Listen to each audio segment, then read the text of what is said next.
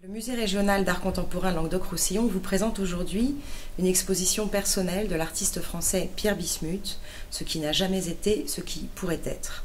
Donc Pierre Bismuth, c'est vraiment l'un de nos grands artistes français qui vit à Bruxelles depuis quelques années et qui n'a pas eu de grande exposition personnelle en France depuis 2006. Donc c'est vrai que c'est un plaisir et un honneur pour nous de l'accueillir aujourd'hui. C'est un des artistes français qui a la plus belle renommée internationale.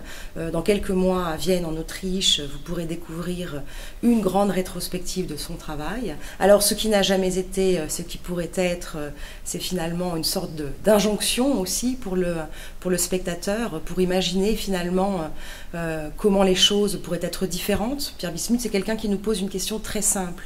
Les choses sont ce qu'elles sont, mais est-ce qu'elles pourraient être différentes de ce qu'elles sont?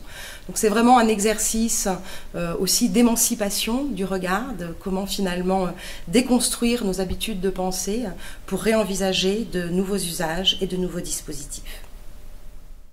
Alors, la première fois que Pierre a réalisé une pièce de la série Something Less, Something More, ou des choses en plus, des choses en moins en français, c'était en 2003 au CAC de Brétigny. Il y avait une longue simèse qui l'embêtait en plein milieu de l'expo, qu'il voulait enlever. Et le musée lui interdisait, à moins de s'en servir pour faire une œuvre. Et donc il a prétexté en faire une œuvre, il a demandé à ce qu'on troue un trou le plus grand possible au milieu du mur pour s'en débarrasser. Et au final, le résultat l'a beaucoup intéressé. Donc le fait qu'il y ait ce grand trou, ça rappelait un peu la fenêtre du tableau, et puis aussi ce truc du vide et du plein, ce disque déposé par terre, il trouvait ça intéressant au niveau sculpturel. Le principe a évolué depuis et c'est devenu vraiment une pièce à part entière, une série. Les pièces chez Pierre sont toujours en série. La conception bismuthienne de l'œuvre, c'est que ça ouvre sur un processus. C'est pas l'aboutissement d'une idée, au contraire, ça doit être un prétexte à réfléchir, le début d'un mouvement. Dans la série Coming Soon, Pierre a isolé le slogan qu'on voit normalement sur les devantures des magasins ou à la fin des bandes annonces de films et qui annonce l'arrivée prochaine d'une marchandise ou d'un objet. Il l'isole et détaché justement de toute marchandise. Le slogan est un peu il flotte. C'est une invitation à projeter ce qu'on veut dessus, tout en sachant qu'au fond ça n'arrivera jamais puisqu'on n'annonce pas ce qui arrivera.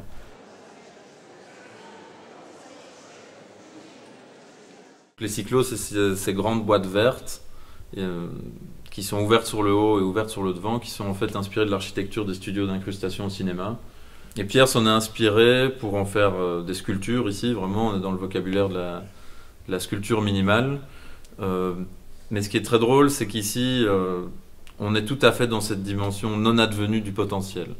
Donc en retirant le studio de tout son appareillage technologique, on obtient une surface verte. C'est un vert très très lumineux qui est en fait ultra plane quand il est illuminé, qui illumine tous les coins, les contours et sur lequel on peut projeter ce qu'on veut et qui est potentiellement en fait n'importe quel décor.